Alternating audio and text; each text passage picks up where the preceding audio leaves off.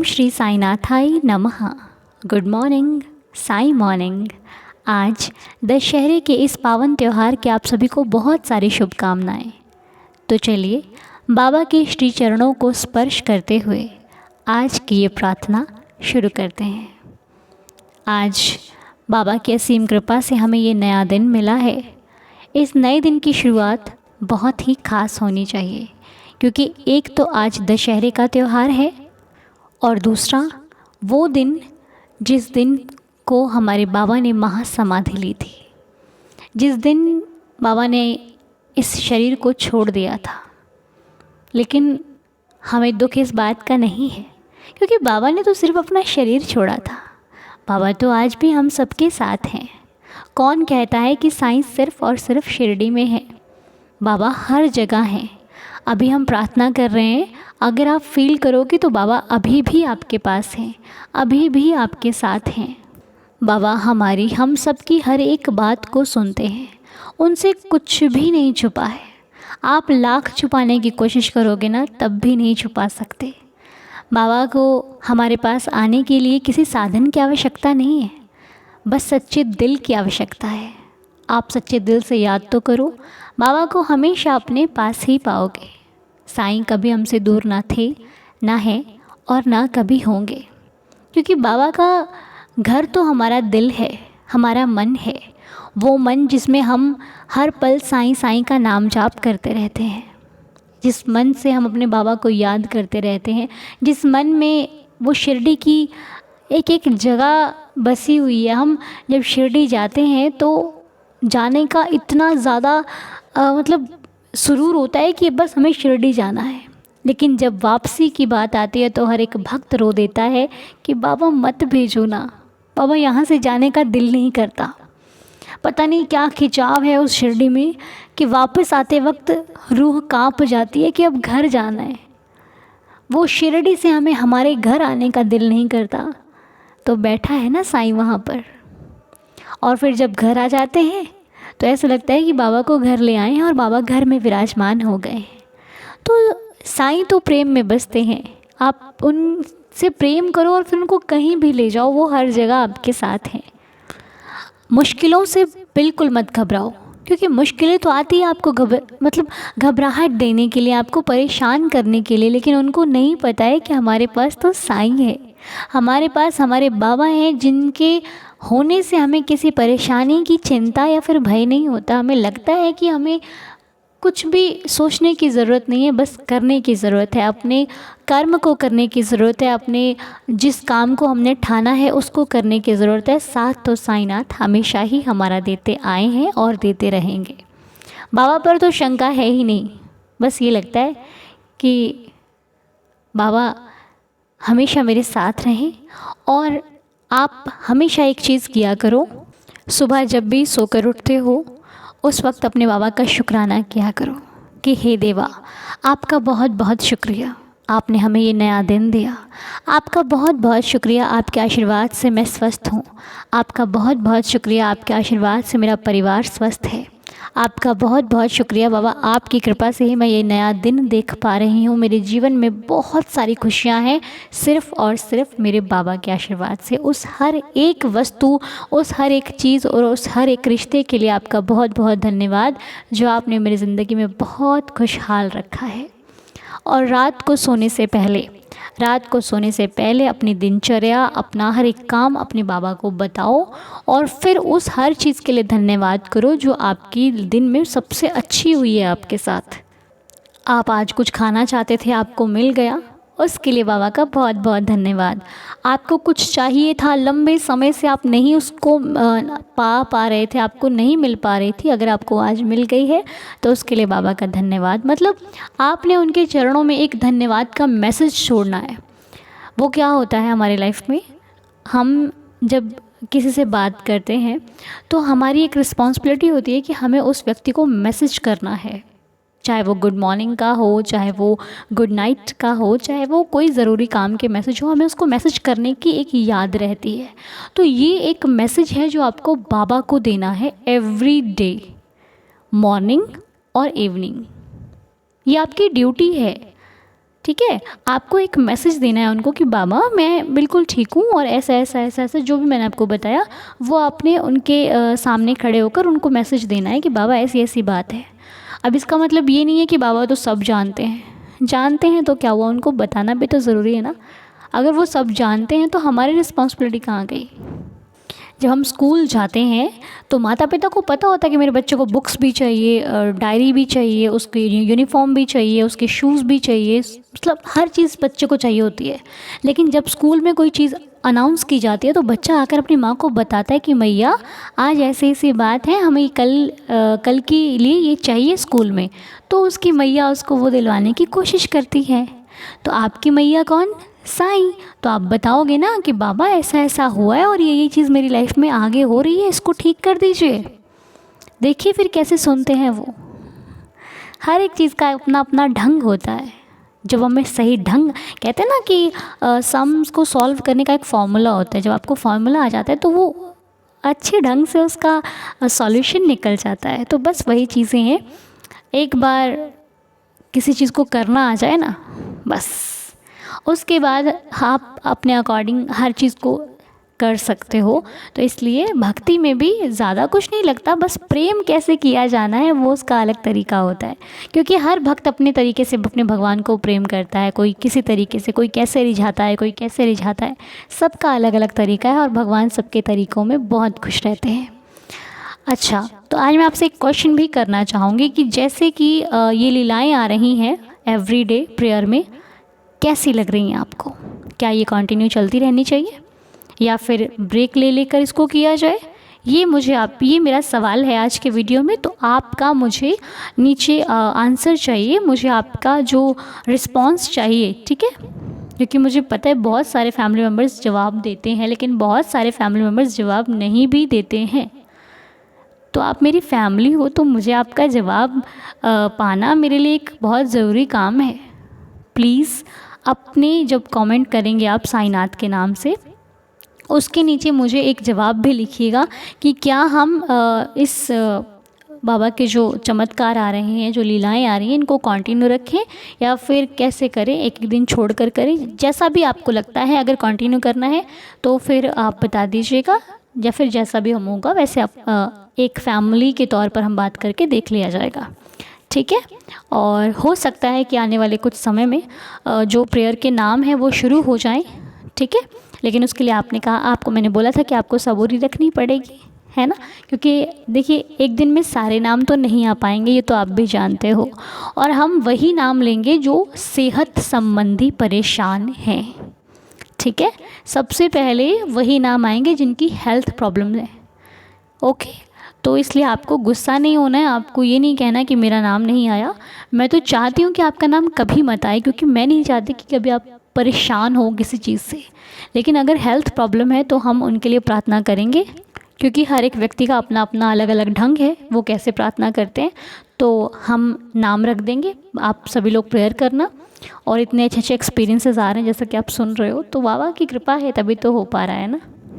और मेरेकल बताने से पहले आपसे 2 नाम शेयर करना चाहूँगी जो तकलीफ़ में हैं, तानिश और नवनीत।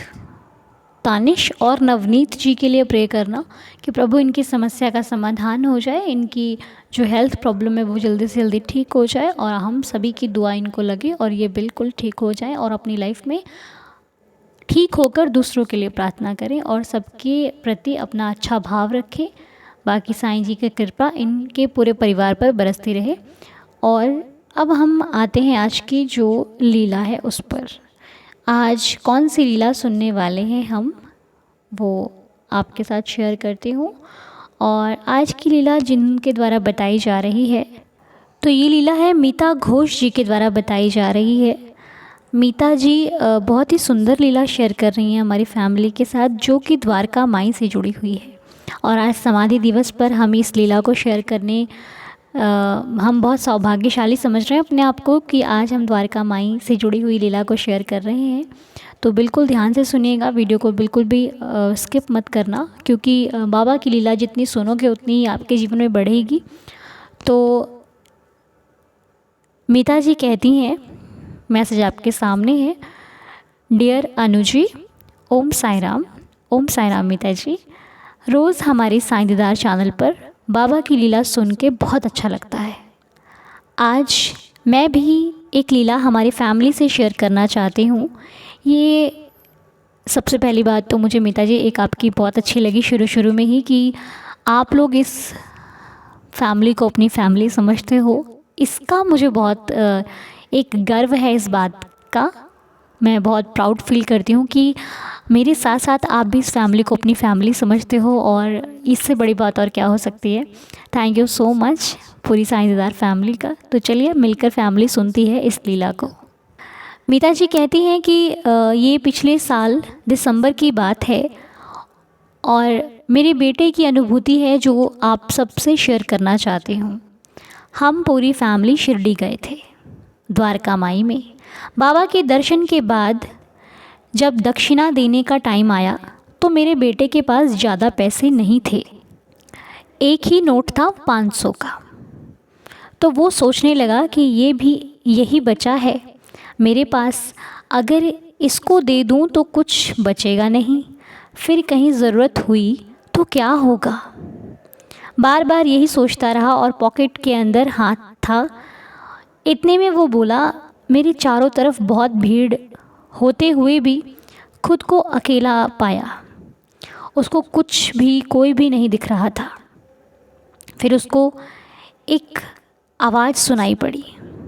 क्या हुआ? रुक क्यों गया? मुझ पे विश्वास नहीं है क्या? मुझ पे भरोसा नहीं है क्या? देख के तो देख। मेरा बेटा बोला, बिल्कुल जैसे बाबा उसके पास आए और उसको ये बोल रहे हैं कि दक्षिणा क्यों नहीं दे रहा है, विश्वास रखते हैं जो उसके पास वो दे। और जैसे ही ये आवाज़ सुनाई दी, फिर उसके बाद उनको सबको दिखने लग गए। एक्चुअली 1 साल से हमारे फैमिली में बहुत ज़्यादा फाइनेंशियल प्रॉब्लम चल रही है। हर महीने यही सोचते रहते हैं कि कैसे होगा सब कुछ, लेकिन ये सिर्फ़ और सिर्फ बाबा की कृपा है कि हम सब ज़िंदगी से लड़ाई करने को सक्षम हैं। सिर्फ बाबा ने हम सबको कृपा किया है। डेली सुबह आपकी आवाज़ में मोटिवेशनल बातें बहुत प्रेरणा देती हैं। बाबा आपको और आपकी फैमिली को सदा खुश रखें। ओम साई राम। तो मीता जी की लीला मैं आपको एक बार फिर से समझा देती हूँ। जिन भक्तों को समझ में आ गई अच्छी बात है, जिनको नहीं आई एक बार मैं रिपीट करना चाहूँगी इस लीला को। तो मीता जी पिछले साल अपनी फैमिली के साथ जब शिरडी गए थे, तो होता है ना कि हम अपने बजट को सोच कर चलते हैं जब कहीं जाते हैं। तो उन्होंने दर्शन कर लिए, सब कुछ किया, और ये उनके बेटे के साथ लीला हुई थी कि जब उन्होंने दक्षिणा, मतलब हम दान पेटी में डालते हैं ना पैसे की, जो भी हमारी तरफ से है वो हम दान पेटी में डाल देते हैं कि प्रभु ये कृपा करना कि हमारी फैमिली की तरफ से ये दक्षिणा समझ लीजिए, जो भी है सेवा समझ लीजिए, तो हम डालते हैं उसमें। तो जब उनके बेटे ने सोचा कि मैं डाल दूँ, तो जब पॉकेट में हाथ डाला तो सिर्फ़ और सिर्फ 500 रुपये ही बचे थे। और ये बहुत आम बात है कि हम सभी लोग अपने खर्चे को सोच कर चलते हैं कि ये खर्च कर दिए तो आगे क्या होगा। तो वैसे उनके बेटे को लगा कि अगर 500 रुपये बाबा की दान पेटी में डाल दिए, दक्षिणा दे दी, तो आगे क्या होगा। तो बस ये सोच ही रहे थे कि तभी उनको ऐसा लगता है कि पूरी द्वारका माई में कोई नहीं है सिवाय उनके। और एक अचानक से आवाज़ आती है कि रुक क्यों गए हो, विश्वास नहीं है क्या, देकर तो देख। तो बस वो आवाज़ आई। तो आवाज़ तो साईं की ही थी, तो हम भी समझ सकते हैं, लेकिन अब सोचिए जिसके कानों में ये आवाज़ पड़ी होगी उसके ऊपर क्या फील, उसको तो ऐसा लग रहा होगा कि मतलब हुआ क्या है मेरे साथ, है ना। और ये आवाज़ आने के बाद उनको सब दिखाई देने लग गए, उनको पूरी द्वारका में भीड़ भी दिखाई देने लग गई, सब कुछ दिखाई देने लग गया। तो यहाँ पर समझने वाली बात ये है कि आप करो तो सही, आप बढ़ो तो सही। यहाँ पे ये समझ में आता है कि हमारा ही विश्वास डगमगा जाता है, वो देने में कभी कोई कमी नहीं करते। और आज भी जैसे कि मीता जी बता रही हैं कि बहुत सारी फाइनेंशियल प्रॉब्लम चल रही है, लेकिन फिर भी पता नहीं चल रहा है, बाबा हर एक चीज़ का निवारण करते जा रहे हैं। बाबा हर एक चीज़ को सुझाव में बदलते जा रहे हैं। मीता जी, आपने जो ये लीला शेयर की है, मैं और ये पूरा परिवार आज आपके लिए प्रार्थना करते हैं कि आपके ऊपर जो भी समस्या चल रही है, बस उसका ये आखिरी वक्त हो। उसके बाद इस समस्या को ख़त्म कर देंगे साईनाथ, क्योंकि आपका जो विश्वास है ना, वो बहुत बहुत बहुत बड़ा है। तो इस विश्वास पर ही विश्वास रखिएगा, बहुत जल्दी आपका समय बदलेगा। और ये हमें क्यों विश्वास है? क्योंकि हमें अपनी प्रार्थना पर भरोसा है। तो मेरी पूरी दीदार फैमिली से ये रिक्वेस्ट है कि आप सभी प्रार्थना करना कि मीता जी की लाइफ में बहुत जल्दी सुख के दिन आए और उन्हें अपने बाबा को देने में कभी भी सोच विचार ना करना पड़े। ऐसी साईं जी की कृपा बरसे इन पर और इनके पूरे परिवार पर कि इनकी हर एक चिंता का निवारण हो जाए।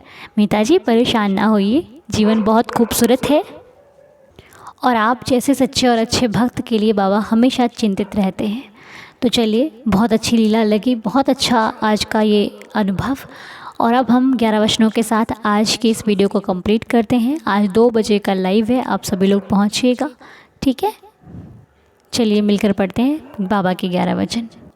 जो शिरडी में आएगा आपद दूर भगाएगा, चढ़े समाधि की सीढ़ी पर, पैर तले दुख की पीढ़ी पर, त्याग शरीर चला जाऊंगा, भक्त हेतु दौड़ा आऊँगा, मन में रखना दृढ़ विश्वास, करे समाधि पूरी आस, मुझे सदा जीवित ही जानो, अनुभव करो सत्य पहचानो, मेरी शरण आ खाली जाए, हो तो कोई मुझे बताए, जैसा भाव रहा जिस जन का, वैसा रूप हुआ मेरे मन का, भार तुम्हारा मुझ पर होगा, वचन ना मेरा झूठा होगा, असहायता लो भरपूर, जो मांगा वो नहीं है दूर, मुझ में लीन वचन मन काया, उसका ऋण ना कभी चुकाया, धन्य धन्य वह भक्त अनन्य, मेरी शरण तज जिसे ना अन्य, अनंत कोटि ब्रह्मांड नायक राजाधिराज योगिराज परब्रह्म श्री सच्चिदानंद सद्गुरु श्री साईनाथ महाराज की जय। आप सभी का दिन शुभ और मंगलमय हो। ओम साई राम, जय साई राम।